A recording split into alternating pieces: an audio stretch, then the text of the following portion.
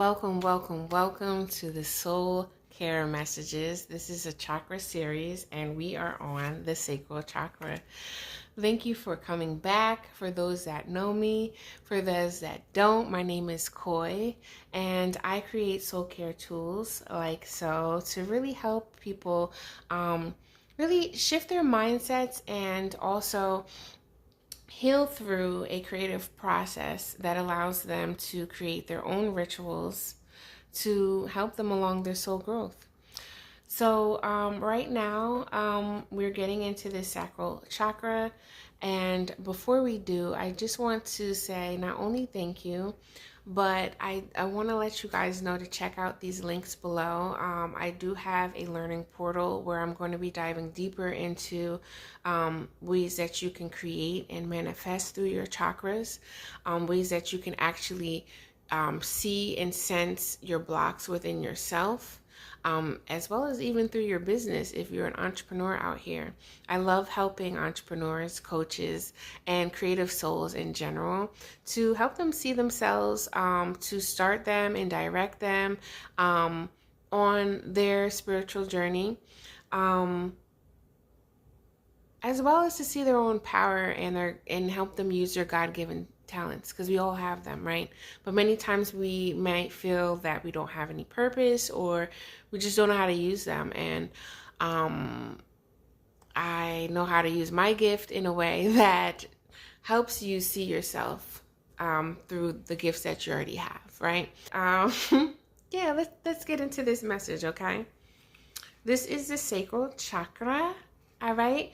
And the sacral chakra is all about feelings. It is connected to water. It is the space where your womb is for those that are birthed females. You're born in the gender of a girl, female, whatever you want to call it, right? We have a womb. We have the ability to create and manifest. We are designed to hold, right? And hold a being and allow it to go through the gestation process of being a physical being and birthing it out into the world, the physical world. And this is something that took me on a very long journey with my entrepreneurship, because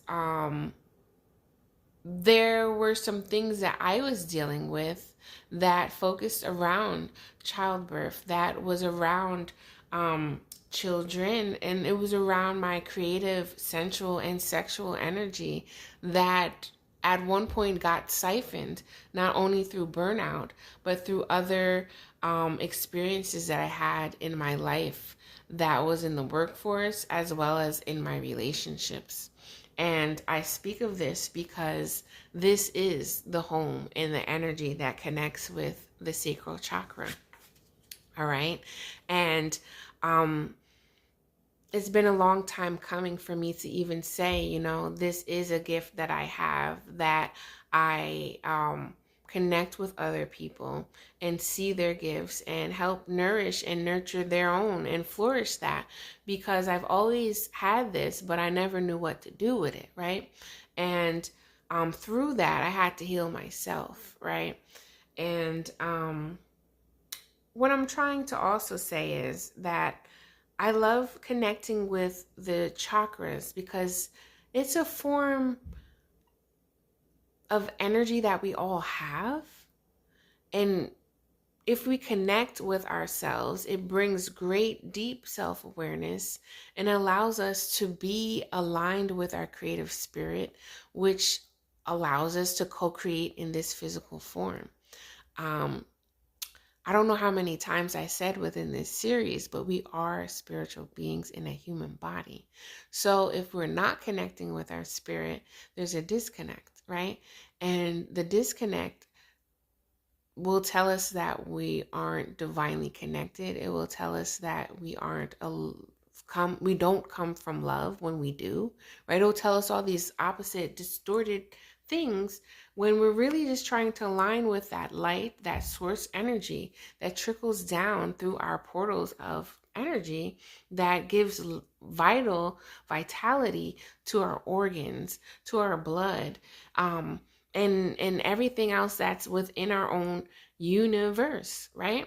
So, I know I'm getting deep, but the sacral chakra is deep waters, right? Just like the ocean. Where does the ocean end? Where does it end?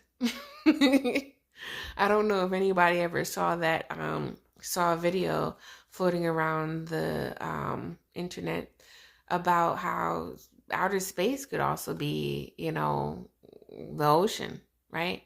I don't know, but I do know as within, so without. And the sacral chakra speaks on the basic right to feel, and its need is to create. And it also is variety, which I love to see that, because we're not just creating one thing, right? Just like when we say, like, what's our purpose? Well, on a soul purpose, we have multiple purposes, there is a major theme that we come here for, right? But within that theme, there's still other sprinkles of, different rainbow colors, right? And when it's balanced, which you can actually see in the blog post that I read in the link below, but if you want, you can pause for the cause to check this out. You feel pleasurable. A lot of times people relate the sacral chakra with sexual energy. Creative energy is sexual energy as well, but it has been so distorted, and on one side, people think that sex is just for procreation, right? And on the other side, it's like all this types of sex and taboo type of things, and that might not even be what is the word? Not appreciated, but acceptable with society, right? But on the flip side, it is an energy. It's an energy that you hold, and it shouldn't be shamed at all. You know what I mean? There's a lot of different things that make you pleasurable, right? Even food, right? But when you think about things with energy, it's overactive or underactive when we're talking about chakras. And when it's overactive, we're talking about glutton, okay? We're talking about greed and addiction, obsession, right? Acting in a way that doesn't nourish your soul or that is healthy for you. Too much of anything is unhealthy, right? When it's underactive, it's very stagnant. There's procrastination happening. Spending a lot of time focusing on a lot of practical things instead of tapping into your feelings, right? In the sense of joy, as well as enjoying your fruits of labor. And I can attest, y'all, when I first started my very first entrepreneurial endeavor, I was doing something that I loved, but because I didn't know exactly how to do it, and I had this sense of fear that was subconsciously running in the background, like worrying about what other people think and constantly thinking that I'm doing something wrong, when I wasn't really enjoying the ride of where spirit was trying to lead me. And honestly, there was a lot of crazy ass shit that I was seeing, but because of my deficiency of vitamins, because of my deficiency of rest, right? Because of malnutrition, honestly. Like, I remember telling somebody I didn't look malnutrition, but I damn sure was. And it was just like, what's going on? When I look back, the reason why a lot of my spiritual creative gifts seemed so dramatic and like somewhat like, what is going on here? Because I could only explain it. If I explained it, I would be going down a long other type of discussion. But I do know in hindsight, it was also because I was burnt out. It wasn't restful. A lot of things don't have to be that dramatic and like feeling like tons of bricks are falling down just because you're getting a download or a message or whatever, right? It doesn't have to feel like that. It doesn't have to feel like a psychosis actually happening.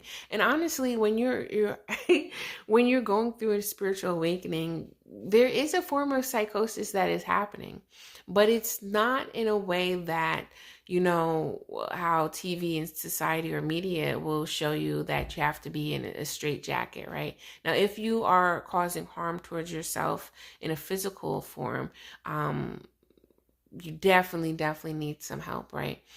You want to feel safe within your body. And this is another topic and discussion that can go into mental health and psychosis and the types of mental disorders that we have, right? Labels. But what I can say is when you start nourishing your inner world, when you start nourishing your body, giving it the minerals, the water, the things that it needs, right, to actually function in a more healthy way. Your gifts, right, your senses of sight, of hearing, of feeling will not be on a grandiose scale that it may have experienced, especially if you were in a burnout, you know, sense. And this is another topic that I really like to talk about because the burnout caused the distortion within your soul gifts, as well as connection to soul, connection to source energy. So the sacral here, when we talk about creativity, right, we're talking about the unique gifts that you have to create. Because a lot of people think when you hear the word creativity, you think of what? Art. You think of artists. You think of musicians. You think of painters. You know, you think of maybe even dancers. But everybody creates in a different way, right? You might be a stylist, right? You might be creating clothes. You might just be great with creating words. You might be great with speaking to people, right? There's so many different things. You might be great with organizing flowers in a certain way. I don't know. But you do have to figure yourself out so you can understand that and know what you're good at and what your God-given talents are, okay? And if you want to know, we can tap into that with the soul discovery session. But I'm going to actually pick a card and see what wants to come up from one of my soul care tools that I love. And we're going to get into it, okay? Oh, this is lovely. So it says, I nurture my inner child's imagination. That's the light activation. And then the shadow recognition is, I don't have permission to be happy. I am uninspired. Okay. So let's just talk about the word inspired real quick. Inspire in spirit. Okay. So when you're connecting to your creative spirit, you are inspired because you are open to the energy that comes through that crown chakra, right? And also comes through the source of happiness, the frequency of happiness and joy, which is part of the sacral chakra. The sacral chakra is like a bowl of water, though, and you feel all the feels in this space.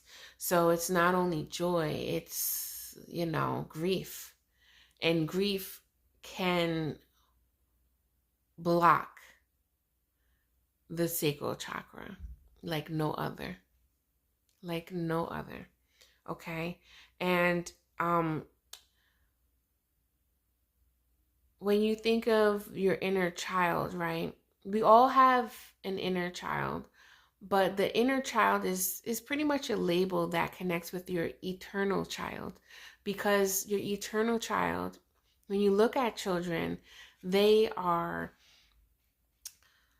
so jovial and full of that source energy of love and life that is connected to a high frequency, right? But when we start carrying other things like burdens, right, or shame, which makes you feel that you don't have permission to be yourself, then it's like, what's going on, right?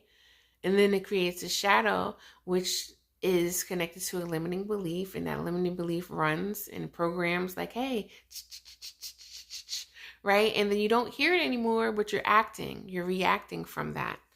So, and when you're ashamed, right, it doesn't feel good, right? You're not happy. This feeling of happy is not there. No siree. So how do we get that back, right? Through nourishing, through creating, through imagination, through things that make you feel good, through dancing. It's scientifically proven that if you start dancing, right, like it's one thing when you're moving your body, right? But when you're moving your body and dancing, you have to smile at least once. You have to, right? Let's see. Let's get a deeper message. Because let me just say this, like I'm thinking of some people that don't like dancing or say they can't dance, right? When they finally let loose and feel free, you see them smiling, okay, from ear to ear, not concentrating and worrying about, oh my God, I don't know how to dance. Da, da, da. This is what I'm saying. The things that we tell ourselves, we start to believe. And this is also a source of sacral energy because our belief, right, connects with how we feel about ourselves. All right. So we have instinct here, and this connects with the crown chakra. And I totally want to read about that in the book, but I will say that your instincts, it's funny because we talked about that a little bit in the solar plexus video. And if you haven't checked that out, please do. Your instincts come through a sense of your body that is triggered in some way, shape, or form from a person or, I don't know, some type of environment, right? But it's basically a chemical thing that's happening within your body that's igniting a trigger that's just like, and then the emotion, energy and motion starts flowing through where it needs to, right? And this is how emotions connect deeply with chakras, not only your sacral chakra, but all the chakras. And because the 7 chakras run along your spine and help function your organs in your body that keep you alive, right? This all ties into it, right? And this is very interesting here that we have divine masculine, because I would have thought that divine masculine would have showed up for the solar plexus, because the solar plexus, when we're talking about masculine and feminine energy, not a gender and energy, the masculine energy is outward, right? It's yang energy. That's outward. It's action. It's direction, right? And when we're talking about yin energy, we're talking about the sacral. We're talking about receptivity and a vessel, you know? What's coming up for me right now, though? I'm thinking of, like, literally right now as I'm looking at this mandala, I'm thinking of divine passion. And passion does connect with the heart, but it also has a way of connecting with your feelings, because you feel a passion, right? That is a feeling word when you feel passionate about something. And when you're receptive to the passion, right? The idea of what makes you passionate, what makes you happy, it has to go, it always has to filter through the heart, right? Let's see what the book says. So this is what the book is saying here, which is interesting, how it's talking about balancing of opposites. But I do think that, you can pause for the cause. I do think that the divine masculine is the stabilizer, the foundation that reaches down into, from the vessel, right? Like the divine feminine is receiving all these things, but then the masculine actually puts into physical form, actually takes action, picks things up and builds something, right? And in this one, it's saying swaying into equilibrium, a platonic relationship, It doesn't really resonate with what we're talking about right now, but it does speak on this, right? You're currently standing in the world that is experiencing a rising and a reawakening of the divine feminine. The divine feminine has risen to bring balance and to shift the polarities of the world, where the pendulum has overswung towards the masculine and henceforth lost the essence of key sacred male energies. Now, this divine masculine is a true representation of the solar, like I was saying, solar plexus energies that bring a warming life force. Okay, so it activates energy, fire, and higher aspects of intelligence to bring a lightning rod of illumination to the world seeking unity. Let's just fast forward. This mandala also speaks to someone who is about to embark on a sacred rite of passage into manhood or fatherhood. And I'm gonna stop right there because motherhood, right, is a sacred rite of passage as well. But we live in a world in a time right now where we don't actually have to give birth. Some people actually change their gender, even their genitals, to be something that they feel instinctually inside is them, right? And I don't know the process of that. I've never really dug deep into that learning because I guess I just didn't have to. It isn't something that sparks my interest, but if I ever came around to somebody, I am a lover of learner. I said a lover of learner. I am a love of learning.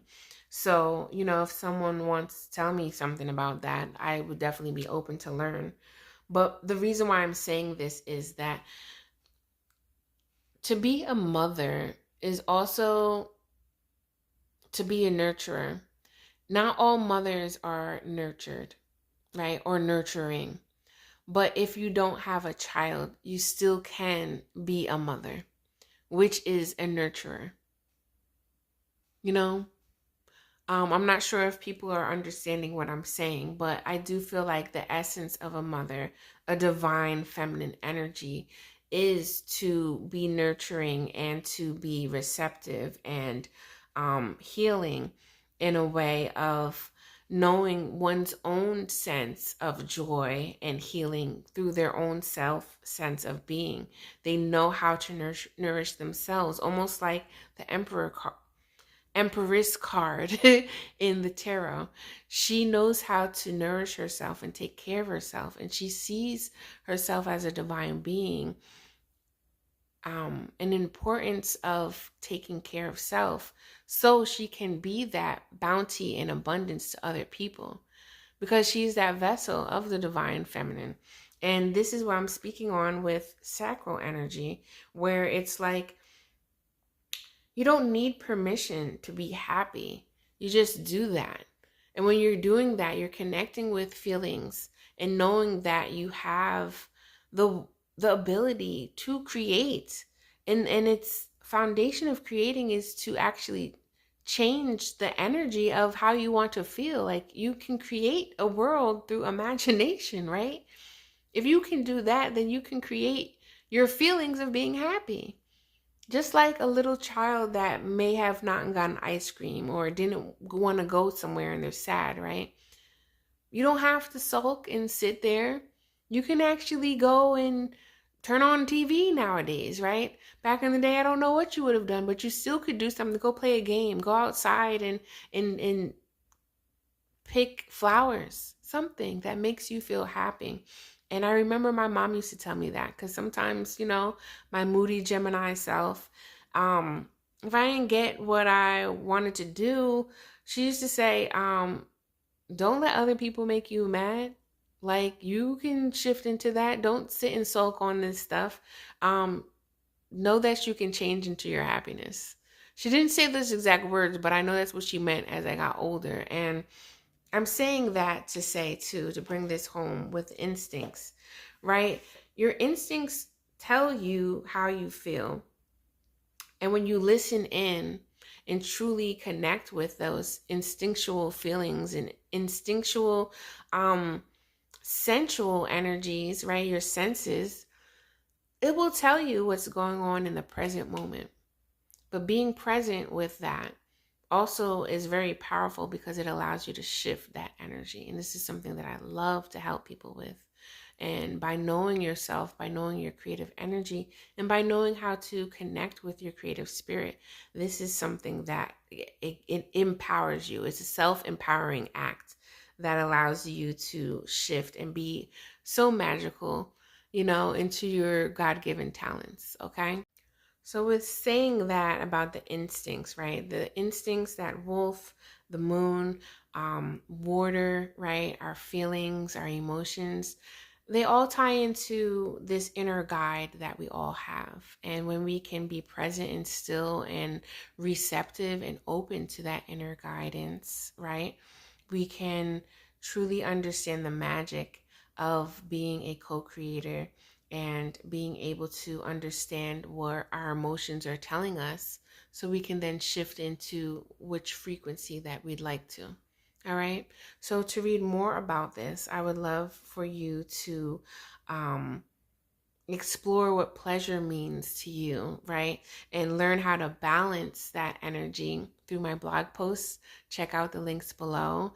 If you want to learn more about being that creative manifester and manifesting through your chakras, right? And even learning how to utilize your chakras to remove blocks and step into a space of entrepreneurship, right? And how that connects with your business even and your business growth. Check out the links below because I have some things that I've been building in my portal, aka AOG Portal, aka Array of Gratitude Portal. And there's different frequencies that you can tap into, literally, and you have more access to certain things and goodies, and you get to understand the types of services that I give to people and my soul nourishment that I really, really, really love and am passionate about helping people with on their spiritual journey of wellness and entrepreneurship. All right. So I can't wait for the last but not least, the root chakra. If you haven't checked out the other chakras, please do check out the links below. And until next time, I am outie. Peace.